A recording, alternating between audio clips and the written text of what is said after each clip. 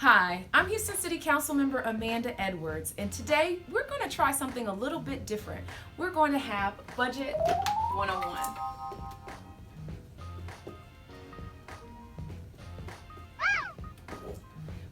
In the past few weeks and months, we've been working on getting our budget for the city shored up and ready for passage. In fact, we have about a $5.1 billion budget this year that is comprised of both the general fund as well as enterprise funds. So it's 5.1 billion, and of that, I would say the general fund has about 2.5 billion, and then the enterprise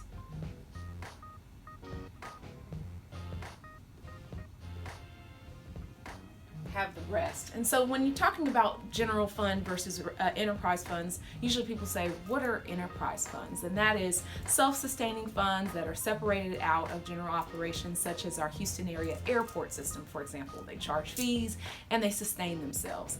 And so you have an opportunity to look at the general fund, because a lot of it has to do with what we're required to do in terms of having certain minimum balances within the general fund. We have to keep our general fund above about 7.5% according to our financial policies. And with this budget that we're looking at passing, we'll be hovering about 8.7%. Now, that is a change. We initially started off looking at about $179 million deficit. That was initially caused by things like the firefighter pay parity measure, as well as other pressures on the budget, namely things like rising healthcare costs, some of the other pay raises that were made. Well, since that time, there were a number of things that took place. The courts ruled that the firefighter pay parity measure that was passed by the voters was unconstitutional. So those costs for the fiscal year 2020 were reduced, as well as the fact that there were some legislation passed by our state legislature to reduce that resulted in the reduction of franchise fees that we could collect, and then the population figures had to be adjusted as well, and that of course impacts what we can take in via the revenue cap formula in terms of revenue stemming from property tax. So we had a number of things that started off one way, ended up another. In addition to that, during this budget process, we were able to, as city council members, listen to, ask questions of department heads who were presenting their respective budgets in order for us to make the reductions necessary or other types of allocations needed in order to pass our budget. We heard from a couple of dozen department heads, there are about, and we're able to scrutinize, ask questions. We have a process in which we can submit memos and get answers back about what's happening from a transparency standpoint in our city's finances. In addition to that, we were also able to submit budgetary amendments. This year, I submitted a total of 5 budget amendments, some of which stemmed from last year, and then others were new, and I'll just briefly walk you through some of those. The first of which was what I like to call the Houston Community Banking Program. And that is an opportunity for the city of Houston to make its money work for some of its policy goals. So as you might recall, I've been very passionate about supporting the increase in access to capital for women and minority-owned businesses. Well, this is an opportunity for the city to actually use its cash and make deposits into local and community banking institutions that will be willing to lend to women, minority, and veteran-owned businesses that are, of course, small businesses, and that in turn would have matching City of Houston cash deposits. So, for example, for every dollar that one of the participating banking institutions would lend to one of these small businesses owned by women, minority, or veteran business owners, for every $1 that was lent to them, they would be able to then have $2 worth of deposits from the city of Houston. So that's really to encourage or incentivize the type of policy behavior that we want. And so this would be an allocation of up to $25 million in deposits that could be shifted toward this Houston Community Banking Program. So I'm very excited about that. I think it complements the work that we're doing in terms of increasing access to capital for our women and minority-owned businesses, and now we've added veterans as well. In addition to that, I also wanted to proffer a measure that would cure some of the challenges challenges that we have in the city in relationship to our permitting process. And so I would like to call this our expedited commercial permitting option. And essentially what this would do is to reduce the times of wait and then have a single session review for those that are really needing to expedite the permitting for commercial building and spaces. This would enable people and businesses to have less or fewer business losses as it relates to delays in the permitting process by reducing the wait times and consolidating the review. In addition to that, if there are resubmittals necessary, this would also reduce any time necessary for that as well.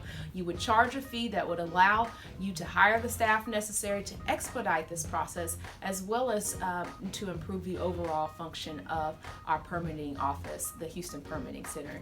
I think that this will be a fun generating opportunity for that department in order to help better move our residents and our business owners through the pipeline of the permitting process. In addition, we have an oldie but goodie. I brought back our real estate strategy. Last year I proffered this amendment and it did not get considered. We did take it down per the request of the administration, but this was an amendment and is an amendment to offer up an opportunity for us to be more strategic and long-term in our thinking about how we handle real estate across our city. Presently, we have no such thing as a real estate strategy, and so with my proposed real estate strategy, we'll be asking questions like, can we use our real estate for public-private partnerships when we think about purchasing new property and when we're thinking about selling property. The city gets approached on a very frequent basis to sell property or buy property, and this gives us some guideposts. There's some others that would include things like, how does this relate to our affordable housing stock?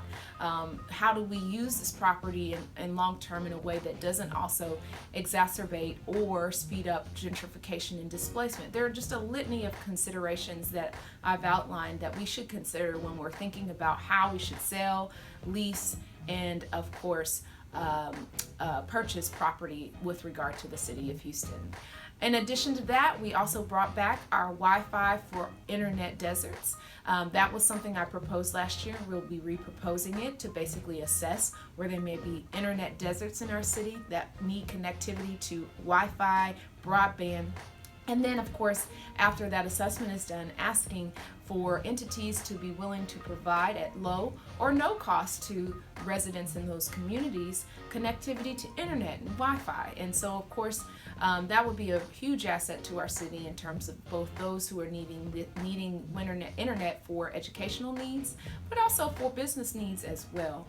Finally, we want to make sure that we are bringing all of our communities forward and moving them forward by being inclusive. I'm proffering a measure this year to allow access to our elderly as well as to our disabled populations to the actual petition collection process. Right now, there are some provisions relating to things like minimum lot size and others that are administered under the planning department where collection of signatures is a part of that process.